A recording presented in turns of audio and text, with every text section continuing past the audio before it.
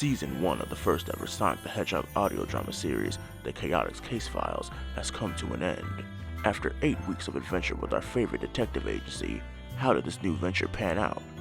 Did they stick the landing? Should we have more series starring Sonic side characters? That's the mystery we'll unravel in this review. I'm your host, Mikey of Mikey WFTV.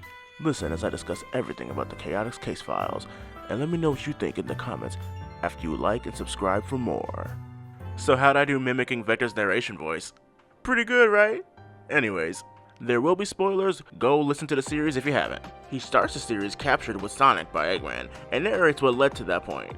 The story begins with Team Chaotix accepting a case to retrieve the astroscopic lenses that have been stolen. Following multiple different leads and running into different characters from the series, they're led to a secret, impregnable, I don't know why they use that word, Eggman base, which is where Vector figures out the culprit and gets captured. He tells us the culprit behind the astroscopic lenses theft is Infinite, who then shows up to take the final lens from Eggman. With all the lenses, Infinite seems about as powerful as he was with the Phantom Ruby. He keeps the Chaotix, Sonic, Tails, Tango, and Whisper at bay, so Vector concludes the only way to stop him is to strip him from the lenses. With some quick thinking from Charmy and ninja skills from Espio, and a little help from General, they destroy the lenses. Infinite escapes, but promises Sonic he'll be back when they least suspect it. Team Chaotix return to their office where Gun is waiting for them. Sadly, they don't pay them with money for their services, but they got a call for another job, and of course, the Chaotix are on the case. This series was an absolute treat in my eyes. I've said I wanted a visual novel type game starring Team Chaotix, but this was a great way to put them more in the public eye. The little arcs they all went through were nice. I love how we got to see more of their bond outside of comic relief, and we saw more of their dynamics with other characters. I'm so happy we got more Vector and Vanilla content outside of Sonic X. The crossworlds stuff was hilarious, but having Vanilla actually be here as a character took it to another level. That was a highlight for me. Another was Infinite returning and almost stealing the show. I'm glad they didn't kill him in the last episode. I hope he's going to be a major villain, if not the main antagonist, in the next game. We still don't know who gave Infinite the first lens, so maybe he has a partner behind the scenes we've yet to meet? Or one we have, and we don't know it yet.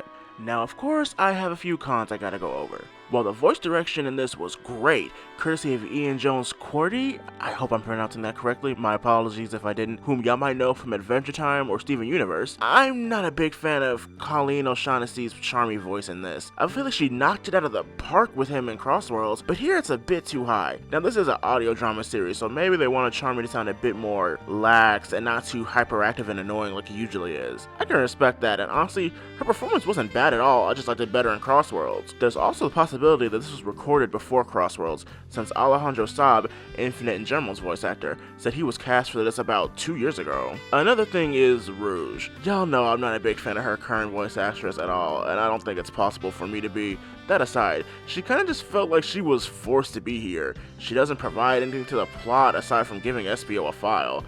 She also just flirts with him constantly for no reason. Now, if you know Rouge, she only really flirts when she has something to gain in the situation.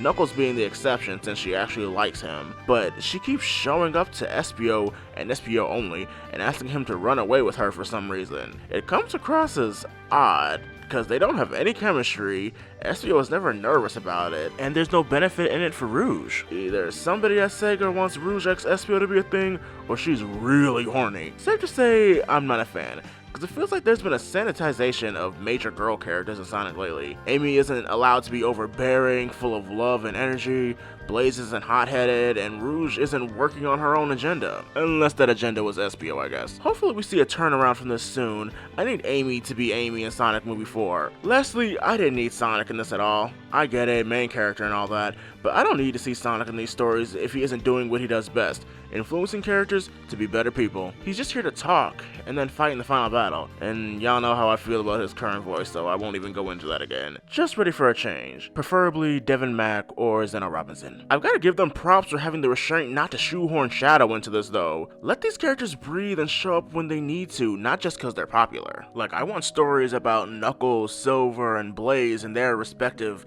their designated spots, timelines, dimensions, and all that.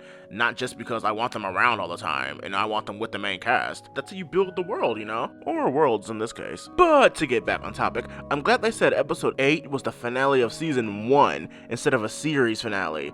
That means there's a chance for a second season. So if you haven't checked out the series, I implore you to. Do it for me!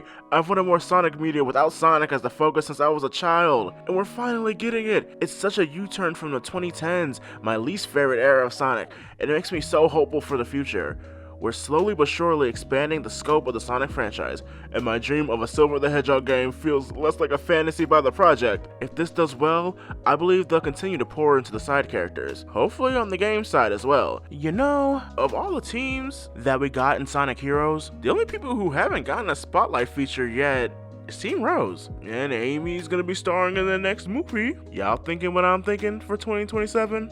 Guess we'll have to wait and see. Thanks for watching this video. Make sure you subscribe, check out my last short for some Crossworlds online shenanigans, and I'll catch you next time.